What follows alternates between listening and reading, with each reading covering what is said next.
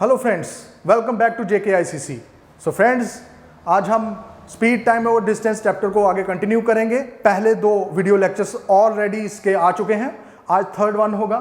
तो देखते हैं कि आज के कंसेप्ट्स। तो पहला कंसेप्ट है रिलेटिव स्पीड।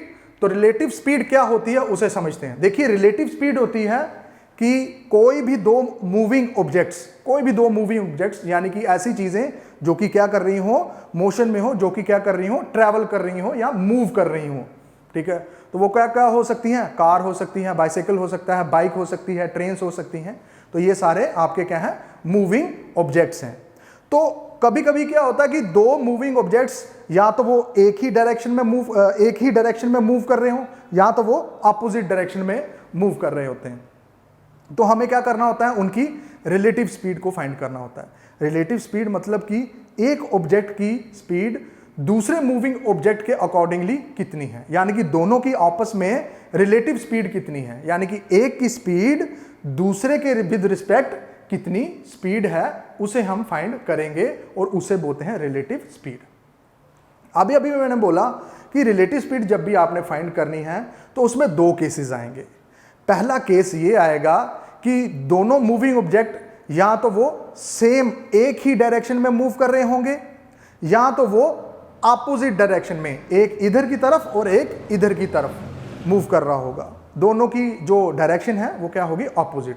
तो ये दूसरा केस हो गया।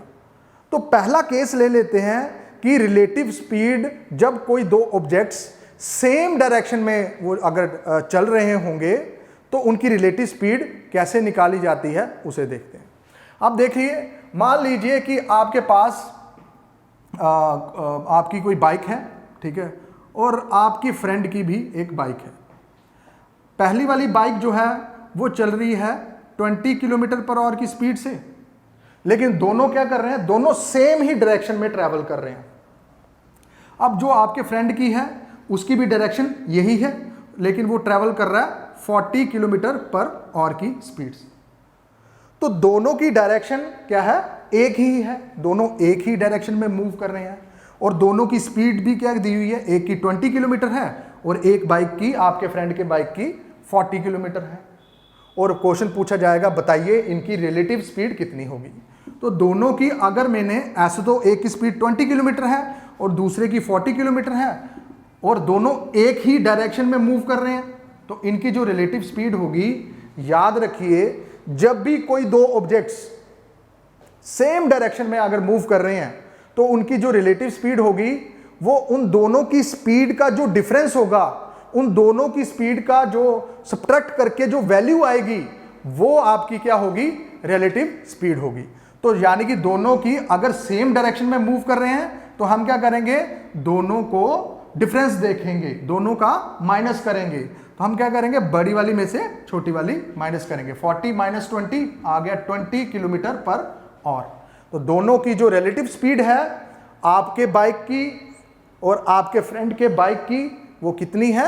20 किलोमीटर पर आवर। दोनों एक ही डायरेक्शन में मूव कर रहे थे, तो इसलिए क्या हो गया उनका? 20 किलोमीटर पर आवर। दोनों को हमने डिफरेंस देखना है जब भी सेम डायरेक्शन में होगा।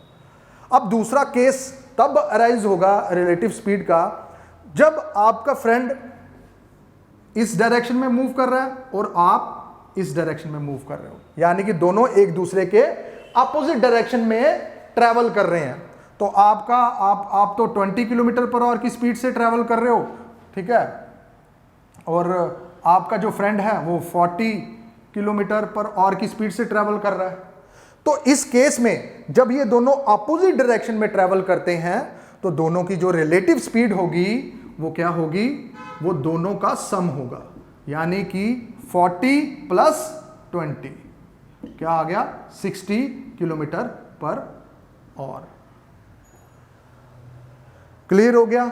जब दोनों मूविंग ऑब्जेक्ट सेम डायरेक्शन में मूव कर रहे हैं तो दोनों की स्पीड का जो डिफरेंस होगा वो होगा उसकी रिलेटिव स्पीड। लेकिन अगर दोनों ऑब्जेक्ट्स अपोजिट डायरेक्शन में मूव कर रहे हैं, एक इधर से आ रहा है और दूसरा इधर से आ रहा है, तो वो जो होगा उस केस में जो उनकी जो रिलेटिव स्पीड होगी वो क्या होगी? उन दोनों ऑब्जेक्ट्स की जो स्पीड्स हैं उनका सम। दोनों की स्पीड को प्लस करके हम उनकी रिलेटिव स्पीड को निकाल लेते हैं। क्लियर हो गया रिलेटिव स्पीड क्या होती है। उसके बाद आ जाते हैं हमारे पास कुछ प्रॉब्लम्स ऑफ ट्रेन्स के क्वेश्चंस। लेकिन इन क्वेश्चंस को करने से पहले आपको ट्रेन्स के कुछ इंपॉर्टेंट कंसेप्ट्स आपको समझ आने चाहिए। देखिए प्रॉब्लम्स ऑफ ट्रेन्स में आपको हमेशा ट्रेन की क्रॉसिंग वाले क्वेश्चन आते हैं कि ट्रेन जो है वो किसी ऑब्जेक्ट को क्रॉस कर रही है, तो बताइए उसने कितना डिस्टेंस ट्रेवल किया। या आपको पूछ लेंगे कि बताइए ट्रेन की कितनी लेंथ है, या ये पूछ लेंगे कि बताइए ट्रेन ने कितने सेकंड में उन ऑब्जेक्ट्स को क्रॉस किया, या ये पूछ लेंगे कि ट्रेन की स्पीड कितनी है। इस तरीके के क्वेश्चंस आपको ट्रेन के ऊपर आएंगे। अब देखिए ट्रेन जो है, मैंने बोला कि वो क्रॉस कर रही है ऑब्जेक्ट्स को, तो ट्रेन जो है वो बेसिकली 3 टाइप्स के ऑब्जेक्ट्स को क्रॉस करती है। एक ऑब्जेक्ट्स वो जिनकी अपनी कोई लेंथ नहीं होती, यानी कि ऐसे ऑब्जेक्ट्स जिनकी, ऐसे तो सारी चीज़ों की लेंथ होती है, मेरी भी अपनी लेंथ है, एक पेन की भी अपनी लेंथ है, but as compare to train, अगर मैं ट्रेन के हिसाब से अपनी लेंथ को अगर मैं कंपेयर करूं तो मेरी लेंथ ऑलमोस्ट नेग्लिजिबल है, 0 है एज कंपेयर टू ट्रेन के मुकाबले, क्योंकि ट्रेन मुझसे काफ़ी बड़ी है, तो मुझे क्रॉस करने में वो कितना डिस्टेंस कवर करेगी, वो ऑलमोस्ट 0 के बराबर है। यानी कि मेरी जो लेंथ है एज कंपेयर टू ट्रेन वो क्या है, 0। तो पहला ये हो गया कि ट्रेन ऐसे ऑब्जेक्ट्स को क्रॉस करती है जिनकी लेंथ ऑलमोस्ट 0 है एज कंपेयर टू ट्रेन। तो पहला कंसेप्ट ये वाला हो गया कि ट्रेन जब किसी ऐसे ऑब्जेक्ट को क्रॉस करती है जिनकी लेंथ 0 हो ट्रेन के मुकाबले, वो कौन कौन से हो सकते हैं। वो हो सकते हैं कि कभी भी कोई ट्रेन जब किसी स्टैंडिंग मैन को, एक स्टेशनरी मैन को, यानी कि एक जगह पे, स्टेशनरी मींस एक जगह पे खड़ा हुआ जो कि मूव नहीं कर रहा, उसको अगर क्रॉस कर रही है तो वो कितना डिस्टेंस कवर करेगी। ठीक है, अब मैं मान लीजिए कि इसको समझाने के लिए मैं यहाँ पे एक एग्जांपल ले लेता हूँ। मान लीजिए ये क्या है आपका, ये एक आदमी खड़ा है, ठीक है, ये आदमी मैं बना रहा हूँ, ये एक आदमी खड़ा है और ये ट्रेन है। ठीक है, अब ट्रेन जो है वो क्या करेगी, इस आदमी को जब क्रॉस करेगी तो बताइए कितना डिस्टेंस कवर करेगी, ये देखना है। इस तरीके के क्वेश्चन आते हैं। अब देखिए ये ट्रेन अभी यहाँ पे है, अब देखिए ये ट्रेन जब आदमी को क्रॉस करेगी तो इधर पहुँच गई, तो बताओ आदमी को क्रॉस करने में ट्रेन ने कितना डिस्टेंस कवर किया। पहले ट्रेन कहाँ थी, यहाँ थी, ठीक है, यहाँ से लेकर यहाँ तक। फिर ट्रेन ने जब इसको क्रॉस किया तो ट्रेन यहाँ पे पहुँच गई। ठीक है, तो बताइए कितना डिस्टेंस कवर किया, जितना ट्रेन का खुद अपना डिस्टेंस था, जितना ट्रेन का खुद अपनी लेंथ थी। तो जब भी ट्रेन किसी आदमी को क्रॉस करती है जो कि अपनी जगह पे खड़ा हुआ है, स्टेशनरी है, तो वो कितना डिस्टेंस कवर करेगी। देखिए ट्रेन, क्योंकि आदमी की तो कोई लेंथ ही नहीं है, तो उतना ही डिस्टेंस कवर किया ट्रेन, इसको क्रॉस करके यहाँ पहुँच गई, तो कितना डिस्टेंस कवर किया, जितना ट्रेन का खुद अपना डिस्टेंस था। तो यानी कि ट्रेन जब भी किसी आदमी को क्रॉस करती है, या किसी पोल को, खंबे को क्रॉस करती है, या किसी ट्री को क्रॉस करती है, तो जो डिस्टेंस वो कवर करेगी वो कितना करेगी, जितना ट्रेन का अपना डिस्टेंस होगा, क्योंकि आदमी की लेंथ 0 होगी as compare to train, tree की जो लेंथ है वो 0 होगी as compare to train, pole की जो लेंथ है वो 0 होगी एज कंपेयर टू ट्रेन, इसलिए उसकी लेंथ को बीच में कंसीडर नहीं करते। तो यानी कि जब भी train, when a train passing और crossing a pole, tree, standing man और अ सिग्नल पोस्ट और any other object of negligible length, then the distance covered by train is equals to the length of the train.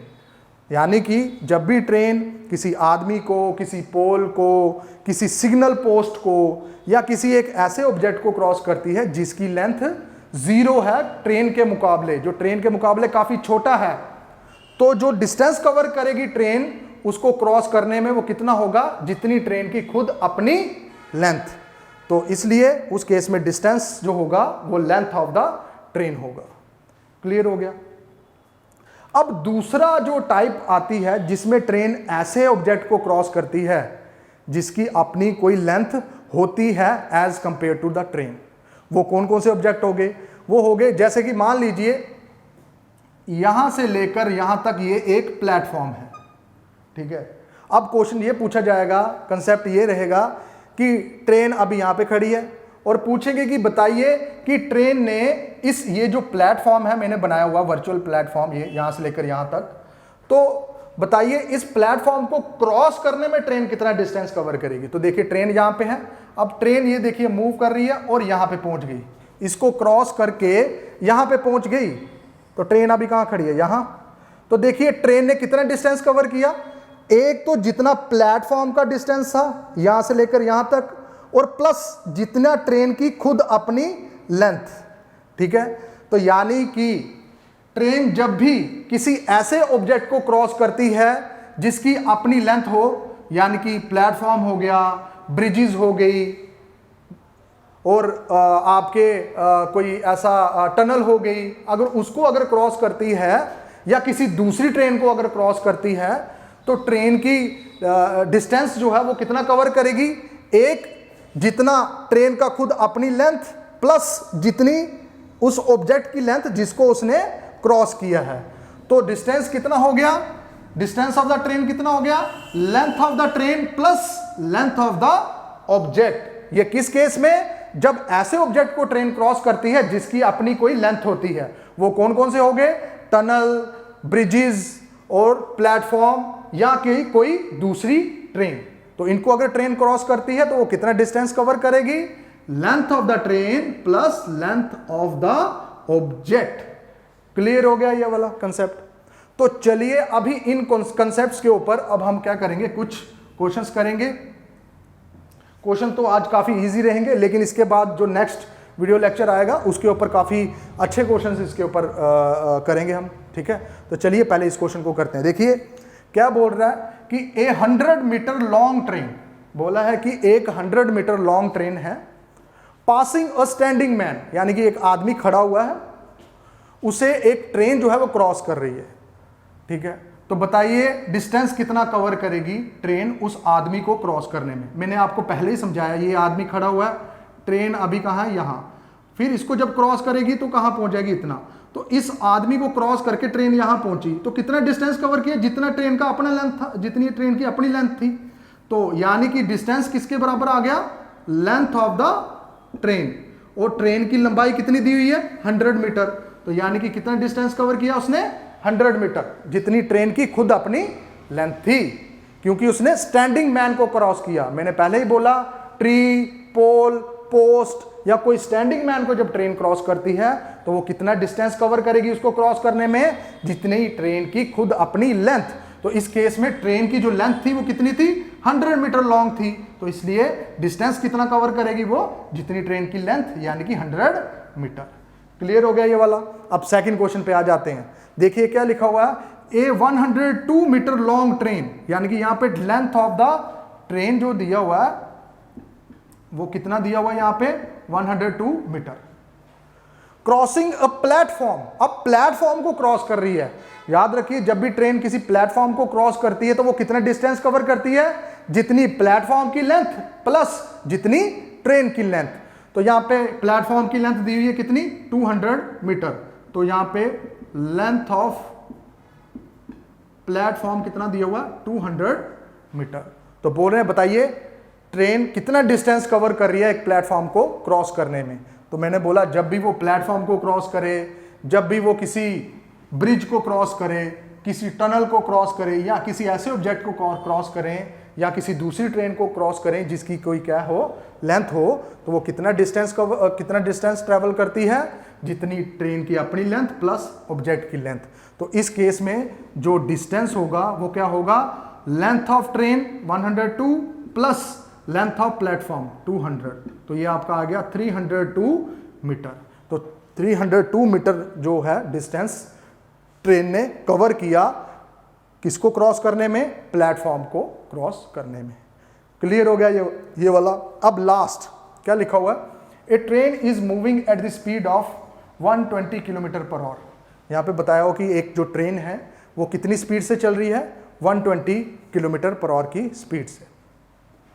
And A car is moving at the speed of 80 kilometre per our. और यहाँ पे क्या है, जो car है वो 80 kilometre per our की speed से चल रही है इन द सेम डायरेक्शन, और वो दोनों क्या है, सेम डायरेक्शन में चल रहे हैं। फाइंड देयर रिलेटिव स्पीड, और उनकी क्या निकाली है, रिलेटिव स्पीड। तो मैंने बोला जब भी कोई दो मूविंग ऑब्जेक्ट सेम डायरेक्शन में मूव कर रहे हैं तो उनकी जो रिलेटिव स्पीड होती है वो क्या होती है, दोनों को माइनस करके हम निकालेंगे। तो इनकी जो रिलेटिव स्पीड होगी वो कितनी होगी, दोनों को माइनस करेंगे, 120 में से 80 माइनस किया तो कितना आ गया, 40 किलोमीटर पर आवर। तो 40 किलोमीटर पर आवर जो होगी वो इन दोनों की क्या है, रिलेटिव स्पीड है। क्लियर हो गया। ये किस केस में था, जब सेम डायरेक्शन में। मान लीजिए क्वेश्चन में सेम डायरेक्शन की जगह पे यहां पे लिख देते ये अपोजिट डायरेक्शन, ठीक है। तो अपोजिट डायरेक्शन में जो रिलेटिव स्पीड होती है वो क्या होती है, पहले ही कंसेप्ट में मैंने समझाया था कि तब क्या करेंगे, दोनों स्पीड को प्लस कर देंगे। तो 120 plus 80 is equals to 200 kilometre per hour, ठीक है। अगर क्वेश्चन में सेम डायरेक्शन दिया होता तो दोनों को हमने माइनस करना है, तो इसकी रिलेटिव स्पीड निकलेगी, दोनों स्पीड को माइनस करके। अगर अगर दिया हुआ अपोजिट डायरेक्शन में मूव कर रहे हैं दोनों, तो दोनों का जो सम है, दोनों को प्लस करके जो वैल्यू आएगी वो आपकी रिलेटिव स्पीड होगी। सो गाइज इतना ही आज के लिए। नेक्स्ट चैप्टर के लिए हमारी वीडियो को ज़रूर फॉलो कीजिए। नेक्स्ट वीडियो में आपको इसके अगले कंसेप्ट्स भी आपको समझाए जाएंगे। Thank you so much.